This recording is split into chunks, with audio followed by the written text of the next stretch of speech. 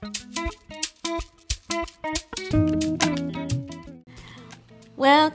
back.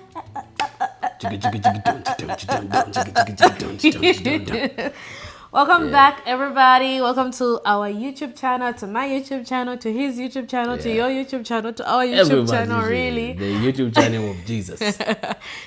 We're happy to be back, and we're happy that you're back. It's been 3 good months. Wow. Where have you been? How have What you have been? you been doing? What's up? What's happening? It's not my channel. What have you been doing? But how have you been? I've been good. Yeah. It's been interesting. Every time we come on the channel, there's always stuff that's like been happening, which I guess is sort of a good thing because it gives us stuff to talk about. Good stuff, bad stuff. Yeah. But we've been around, we've been good, we've been healthy, we've been well, and God has really been keeping us. And we are back, and we are happy to be back. And So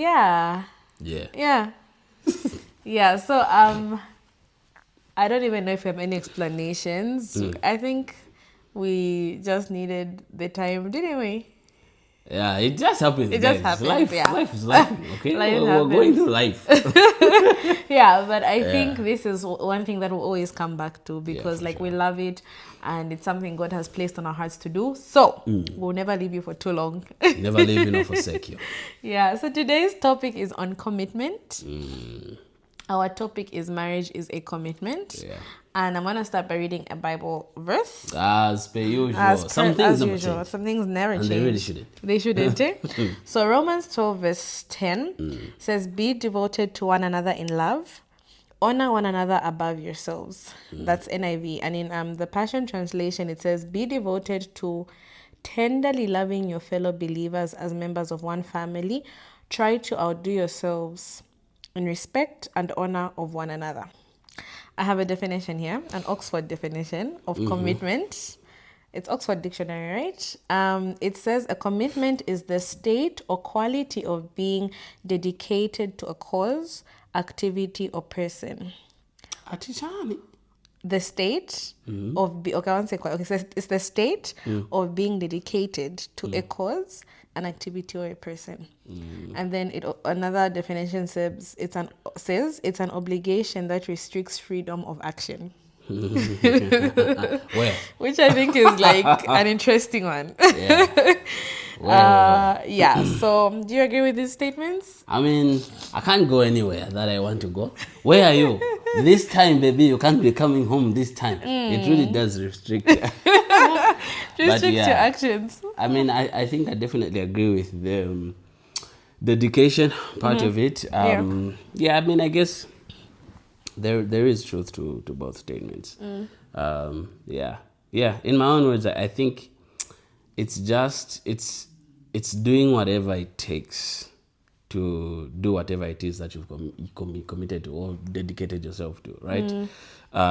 Because I mean, we can say we'll do something and then it's like, oh, sorry, something has come up, and you know what I mean? Like anything can sway us, but I think really being committed means you do whatever it takes, and because you're doing whatever it takes, you're not easily swayed.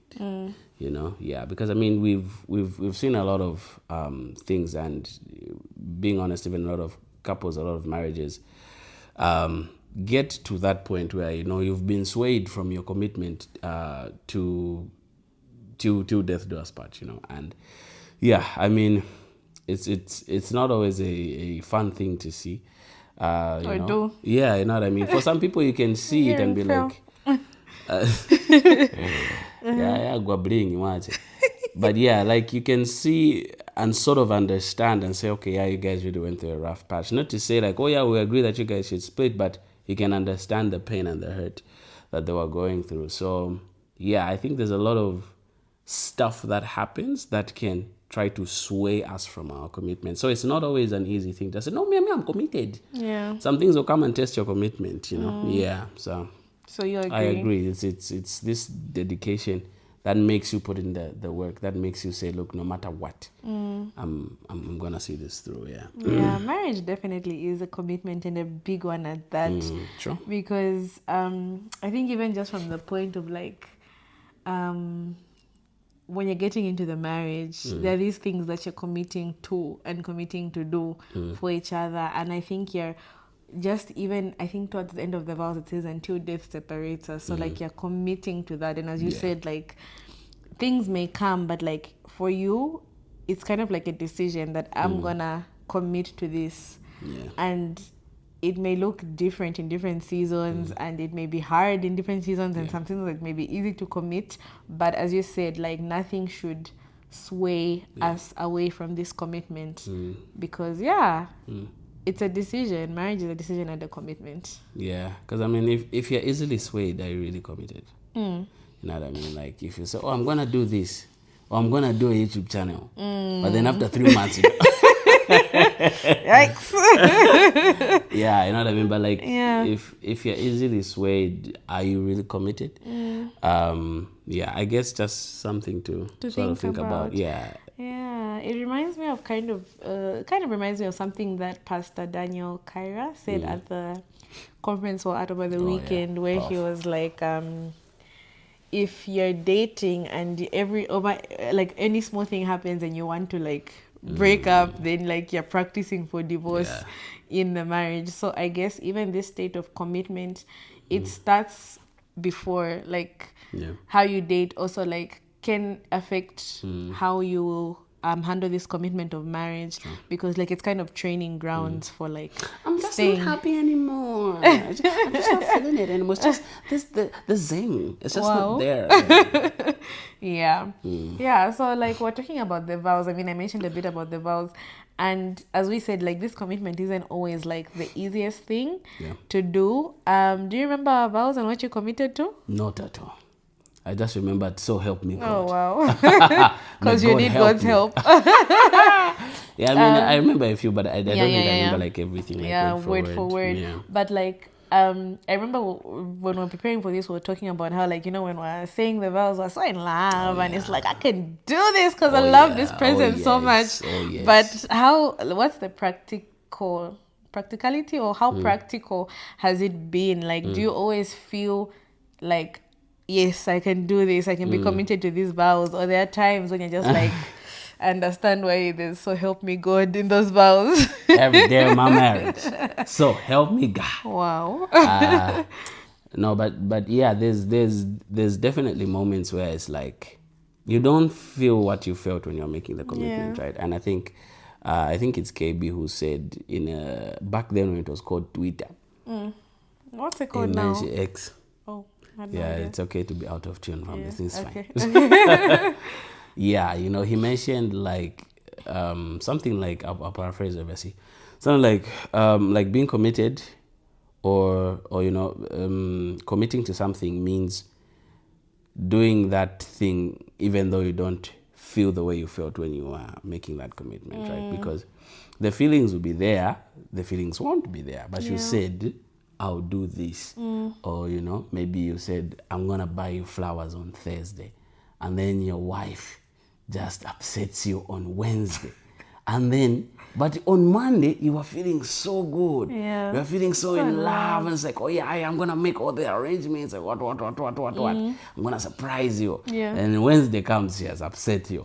Thursday, what are you going to do? Are you going to be like, I don't feel the same way I felt when I made that commitment to do this big surprise? But you still have to stick it out, right? Because you've committed to doing that. And yeah, so even just, I guess, piggybacking off of what you said, like, feelings, they'll be there, they may not be there, you know what I mean? But it goes beyond feelings. I think it kind of reminds me of Jesus and his sacrifice on the cross. Yeah. I think like when he got to that point of like, okay, it's time for me to like get into this suffering and like, you know, go through the process of crucifixion and everything. Like when he went to the Garden of Gethsemane. Yeah. You could tell that his feelings were like, I don't want to do this, but I have to like take this cup away from me. But like, you know, I still know the purpose of why I'm here and why, like, you know, I've come to earth is to do this. So in the moment, I may not necessarily feel like it feels painful. Like it feels like something I would rather pass. It should pass me. but like I'm still going to do it because I have committed to this thing. I've committed to die for these people because I love them. And I think that's what marriage does. I think we say this a lot. Like, it makes us more like Jesus. It makes us more like Jesus in that there has to be a lot of dying to flesh. Because and it sounds so fun right now, but I could think of the times where I've felt like you've hurt me, and I don't feel like, in the moment, I may not feel like you deserve my love, you know? I really don't. Yeah, like I would be like, this guy has really hurt me, and what he deserves is for me to be bitter and to carry this thing and to be angry and maybe low-key to even like make him feel the pain of like what he's done to me. Like, he should also feel it. And then God steps in, and that's why, so help us God, the power of God and the power of the Holy Spirit helps us love even in the moments when like love is so hard. And that's what commitment is. And it's not easy. It's really, really not easy, because everything in my flesh is like, he has hurt me, but I'm committed to this. I'm committed to forgive. I'm committed to love. I'm committed to put his needs kind of like above mine. Or that's what scripture says. Like, you're outdoing each other in doing good. So like I'm even though you've hurt me, I'm going to try and do more to like show love from my end, which is like, I can't explain how hard it is. It really just takes the grace of God to fulfill those vows and to stay committed to marriage. That's so good. There's someone who says, I can't remember who it is, but I think I've heard it from a couple of people who say like everything is spiritual. You know what I mean? Like, everything in life is spiritual. There's not like, oh no, like every single thing is spiritual. And I feel like even love itself is spiritual. And because it's spiritual, like we need God to love. I don't think it's possible. Anyway, I don't know how others they do it, but I feel like, for me, I think it's very impossible to love without God, because you don't know what you're doing. And if you think like you can love without God, then I think you fall into the trap of feelings. Right? You fall into the trap of, love is feelings. I don't feel good today. I don't do ABCD. But in order for you to do the stuff you're saying, in order for you to put someone else above yourself, is not a natural thing. You know what I mean? Yeah, it's not a natural thing. It's not a human thing.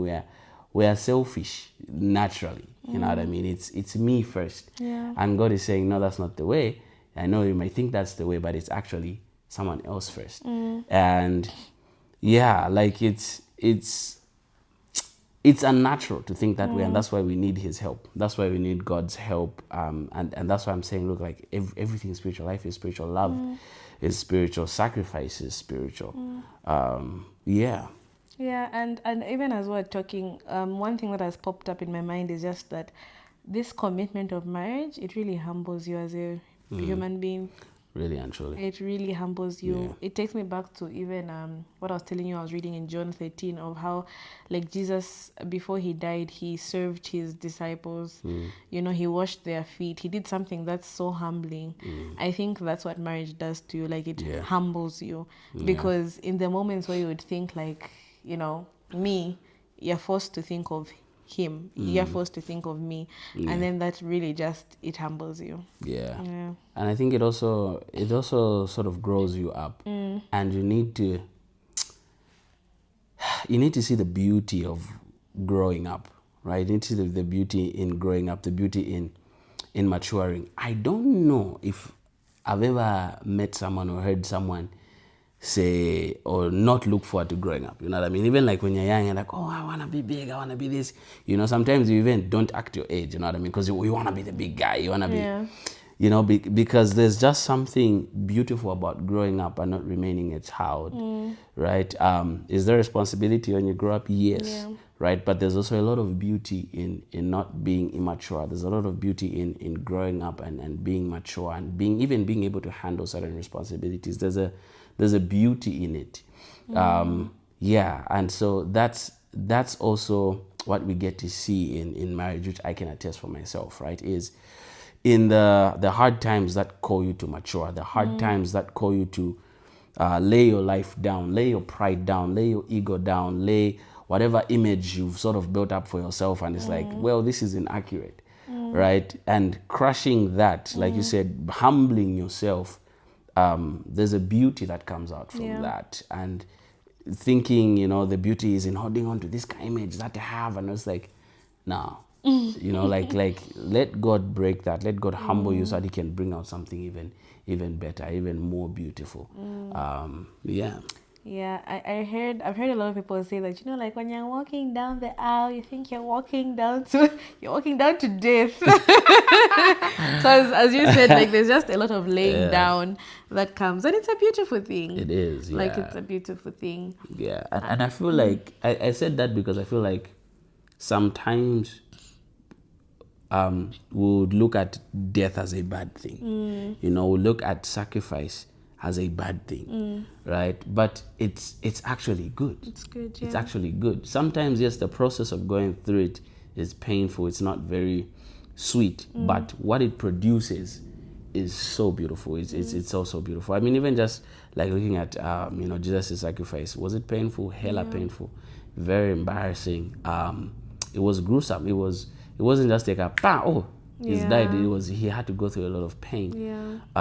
But what that brought out was so beautiful, right? We get to enjoy fellowship with God. We get to enjoy communion and His presence and His peace and His love, His mercy, His joy, His forgiveness, all these different things, because He went through that, because He sacrificed.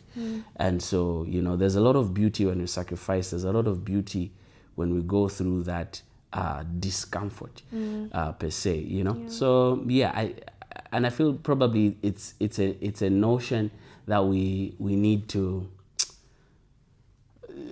change, a narrative we need to change, an image we need to change, and just paint this accurate picture of marriage. Because sometimes, and I guess it's even in the jokes, you know what I mean? It's like, guys, you know what I mean? And it's like, there's an element of truth to that, right? But it's like we're not showing the beauty of what comes out to Kalimba. You know what I mean? And Preach. I love that. I love that. And I think it even like everything we're talking about, it ties into a topic I want us to do later on, like why having a personal relationship with God makes all the difference. Because imagine going through this and not knowing God, and having that personal relationship with God where even the Holy Spirit can convict you of stuff. Like it's crazy. Like it's it's madness. It's madness. Yeah. So what would you say has helped you stay committed? Nothing. It is what it is. Is it love because you love There's me no so backup much? plan. We're stuck. We are stuck. That's a good question. I feel like, I mean, I don't want to sort of preempt whatever you've got planned for the next episode, but yes, like a relationship with God has definitely helped to even just be committed, not even like just through marriage, but even like in our dating times, because even in there, we still had a bit of friction. It's not like everything was sweet and then power married, friction. You know what I mean? Like there was some friction here and there, but even in those moments, I can definitely attest to the fact that just having that relationship with God and Him speaking to you and giving you peace in those moments and saying, okay, no, just calm down. Maybe try talk to her. Have we talked to her? You know what I mean? And just having those moments of just God sharpening you. And I think even just like the type of person that you are, has also helped to just stay committed, because like you're an amazing person, you know what I mean? You've got such a, and I say it all the time, you've got such an amazing heart. You've got such a kind heart. You've got a beautiful heart, and it's an amazing thing to be in close proximity, to be a recipient of that kindness, to be a recipient of that goodness, and even just watching it play out in your life and with just different relationships that you have. So like the person that you are, is easy to commit to. Easy to commit to. I strongly agree with that. Like, the type of person you marry also kind of helps the commitment be easier. I mean, obviously it wouldn't be perfect, but Oh, that's specific. You are at the mountain every day. Lord, deliver my husband. Oh my gosh. Deliver my husband. Yeah, Deliver yeah. But Yeah, I totally agree with that. Like the type of person that you choose to marry, like makes the difference. Like it makes the difference. Not to say that it's easy, but when you have a person who, and I think that's why, like in the courtship or the dating, whatever you want to call it, like it's just so important that you find someone who aligns with you, your core values, and like is your friend, because hey, it gets crazy. It does get crazy. really and does. and but when you have that foundation of like, okay, this is someone who like we believe the same things, we have the same values, this is my friend, this is someone who I know. Like I was telling my friend the other day, like I know my husband, like obviously I may not know you like 100% because you're constantly changing, but I know the person I married. I know that I don't have to be worried when, you know, he's out. I don't have to like think, oh, who is he with or what is he doing? I don't have to constantly go through your phone. Like I know you. I know the person that I married. And it makes me committing to you like so much more easier, because I know like even if you hurt me, you may not have done it intentionally. You've hurt me because you're a human being and we all fail. I hurt you too. But I know like this is my friend, and I know like he wouldn't intentionally do something to hurt me. And so that helps the commitment be easier, because I have that in the back of my mind. So I think that person that you get married to, like it helps you stay committed. And just to echo, because we can't do this thing without God. I think like having God does make the difference. For sure. Having God and having that relationship with him. There's so many times, and there's something that happened between us recently that maybe we'll speak about later in life, Way later. because I guess I was still kind of going through it. But it's just like it deeply hurt me. But what did I want to say? No, as you're gathering your I thoughts. was gonna say that it deeply hurt me. Yeah. But even through the situation, like God ministered to me, and like he ministered forgiveness to me, like to me first before I could forgive you. Like he reminded me of all he's forgiven me for all that he's washed me from, and like it made like, you know, giving that forgiveness easier. Yeah. And also like just going back to the thing like where like you just know that this is your person. And so having God like and having that relationship and knowledge of like all he's done for us, even though we're so imperfect, it like makes you also want to extend that to others. As difficult as it may be, you still want to extend that what you've received so freely to others, because none of us deserve God's forgiveness. And so we're here to be Christ-like, and having God just even transform your heart and soften your heart and help you see things like forgiveness from his point of view is like, it's a gift that you're able to also give to your partner and to anybody else. Yeah. I love it. I haven't forgotten what I wanted to say, Sorry, but I was saying that whilst you're gathering your thoughts. but I don't even know what I want to say, but that's so beautiful. And again, like everything is spiritual. Forgiveness is so spiritual. So spiritual. It does something. It's not just a physical thing. And it's okay. I think even just from just the way you've said it, it's beautifully put. You've beautifully explained just even how forgiveness is a spiritual thing. The next thing we have to talk about here is, is there anything that can kill or threaten commitment? Something I wanted to say when you're talking, I've even remembered it's come to mind on this question, is that like, so I've made the commitment, right? When we walked down the aisle, I'm the one who said that I am going to love, I'm going to be there for you in sickness, and I am going to do it. We all said it individually, right? Yes. So what happens when you're not necessarily receiving the commitment or what you think you should be receiving from the other person? Does it change what you committed to doing? Well, I don't think so. It really shouldn't. It shouldn't. Yeah. I mean, it gets harder. That's when you find yourself now in those tricky situations, right? In those, maybe it's emotionally hard now. Yeah. It's difficult because there's something missing. There's something missing from a relationship that your partner is not bringing. And it obviously brings a strain on the relationship because it's two people actively involved in a relationship. But then now when it becomes one person, doing stuff, it becomes, that's not obviously the design, things crumble. Yeah. Right? It becomes harder, but like you said, it's, I am committing to do this, right? And it's not based on whether you do something or not. I'm committing to be this person. I'm committing to do A, B, C, D.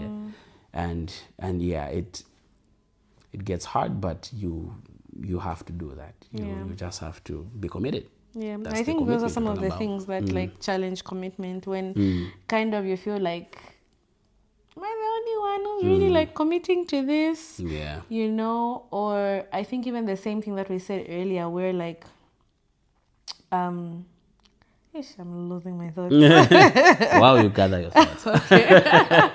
I think comparison also is something that can threaten commitment.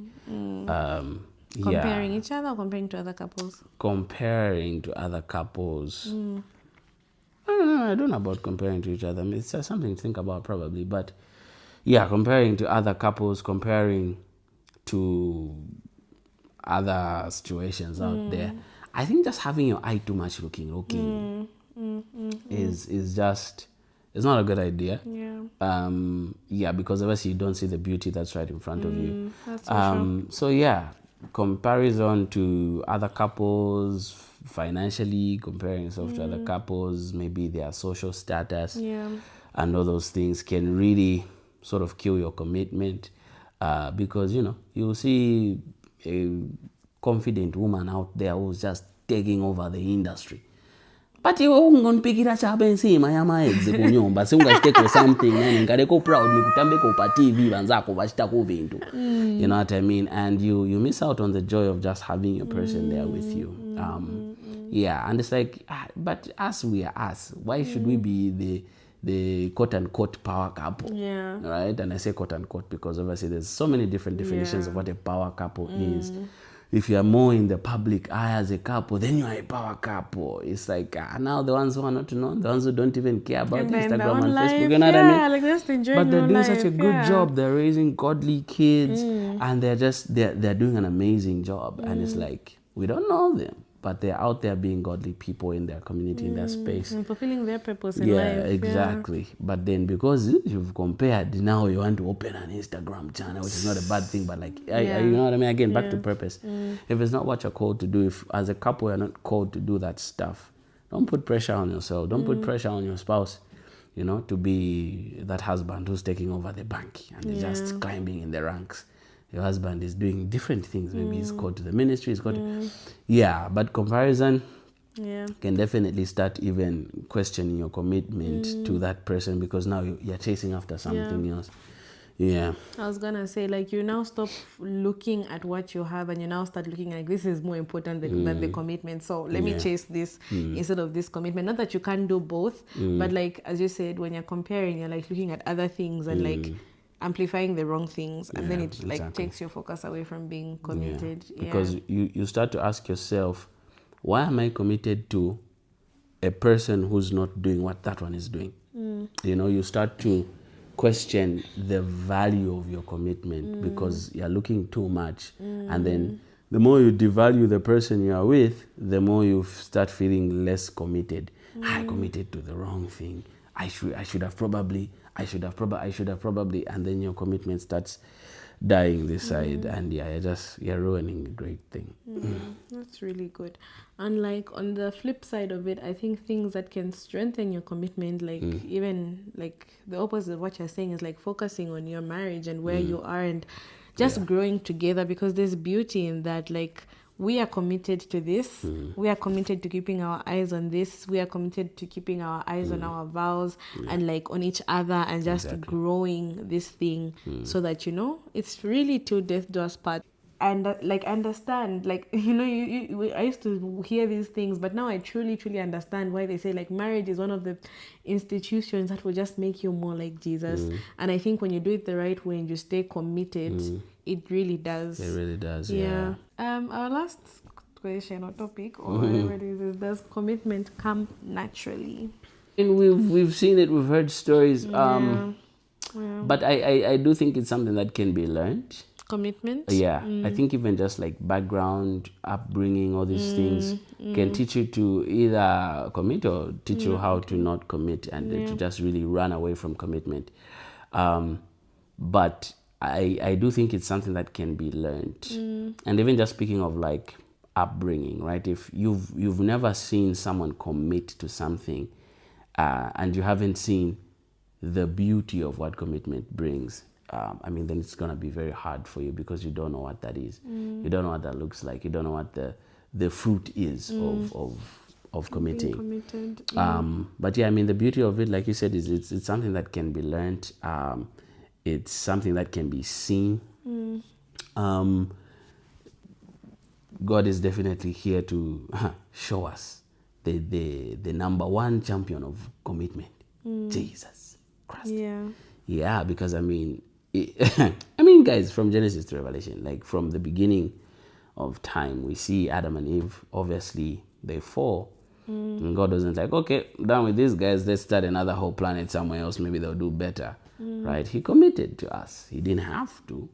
I mean, we did everything wrong. We did everything wrong till this day. But he's still committed. And from Genesis, from the 4, Revelation says he stands at the door and he's knocking. So we can see literally from the beginning to the end, he's still pursuing. He's still standing at the door and he's knocking and saying, let me in, I can help. And so really, if we find ourselves in a place where we flee from commitment, we don't enjoy commitment, we don't know how to commit, maybe because we've never learned, he's still standing at the door. He wants to be everything, right? He wants to be your friend. He wants to be your savior. He wants to teach you. The Bible says the Holy Spirit is our helper. He's going to teach us and lead us into all truth, right? So he can teach you. He can guide you. He can point out certain things and say, Aka, you need to deal with this because you haven't healed from this and it's stopping you from committing, right? We need his help, and the good news is that he's willing. He's willing to help us. He's willing to step in and be that place that we can find help and counsel. I agree. Like, I think we definitely can learn practically by finding people who can teach us, or finding a couple who've been in it for a long time and learning from them and seeing what it actually takes to stay committed to somebody. Books, mentorship, and even just God. God is able to change any situation where commitment may be difficult, and you may even be the first person in your family to stay committed in a marriage. That's true. And all by the power of God, but obviously it takes work. I mean, if for us who I guess you've seen commitment, I've seen commitment to a certain stage because obviously my dad passed away. But even for us who've seen it and even have other people who've shown it, it's still a challenge. You still constantly need, mentorship. We're recently talking about how we need to plug into a couple. Even for us, it can be difficult. What more for someone who hasn't seen it at all? So I think, commitment, it requires you being practical, intentional. That's true. And invested in it. I think also is I guess an important thing to sort of note is commitment is not like a once-off thing. You know what I mean? Yeah, you won't just be zapped at boom, I'm a committed guy. You know what I mean? It's every day you decide to be committed. Every day you make decisions towards commitment, and it's a daily thing. It's daily decisions. It's daily decisions. The small decisions exactly. every day. Yeah. So it's a daily thing. I guess that could be both an encouragement and also a word of caution, because when the daily negative things. Exactly, right? You could be making so many beautiful decisions towards your commitment, and then all of a sudden one day you start making the wrong decisions that start pulling you away from that commitment. So it's both encouraging to note that, hey, look, wherever you're at, it's just a daily step thing, but also wherever you're at, don't give the enemy room to enter and start making wrong decisions, which I guess I've also got a story for that later on just really what making the wrong decisions over a long period of time can do and how damaging it can be. But yeah. Yeah, so that's our 2 cents Tungwei. on commitment and marriage being a commitment. We hope Yeah. this benefits you. And I meant to say, now I forgot your name. I think it was Kai. Is your name starts with a K? Oh my gosh. I was remembering it up until now. Like I had it in my head. Kezia? I don't know. Kezia. But Kezia maybe? Kezia. Yeah, like she told me like she misses our YouTube. So yeah, one of the reasons We've why- missed you too. But yeah, we hope it was beneficial and that you could get 1 or 2 things out of this. And we'll definitely be back next week. Thank you so much for watching. Please do share it with somebody. Well. I used to love sharing such videos with Josh when we were dating. So if you're ladies, share it with your guy. I hope you're a committed guy. Otherwise. Yeah. Do stuff like that. And yeah, we'll definitely see you on the next episode. For sure. I'm committed to you. I'm committed to you too much. Come sunshine. Mwah. Yeah. You Peace. ain't leaving this.